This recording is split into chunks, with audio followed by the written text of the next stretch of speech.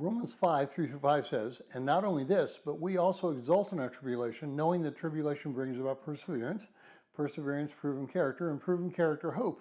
And hope does not disappoint, because the love of God has been poured out within our hearts through the Holy Spirit who was given to us."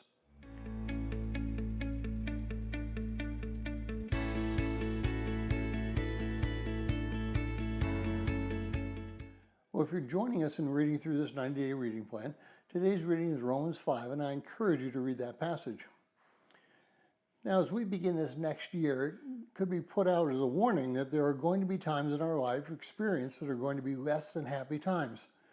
Of course, there will be some good times, but there will be some terrible times mixed in all probability. Already this year, I've heard about 2 people's death, and I'm sure others are just around the corner. But that does not mean that we cannot exult in our tribulations. In verse 3-5, Paul outlines why tribulations are necessary to cause us to grow closer to God and become more Christ-like.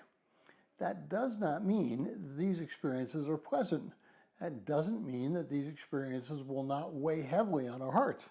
But what it does mean is that Christ and God will use those experiences for us to grow closer to Him and to each other, frankly. This chapter is the great faith chapter in the book of Romans. It tells us of what Christ did for us. Paul drives home the point that it wasn't because of what we are or what we do that brings us to have a relationship with Christ.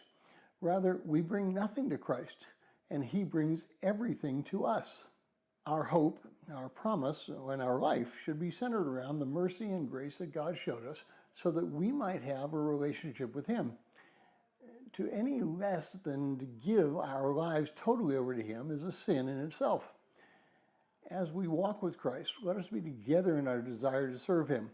We should also be together in our desire to serve one another. We should be together in our desire to serve those who do not have a relationship with Christ.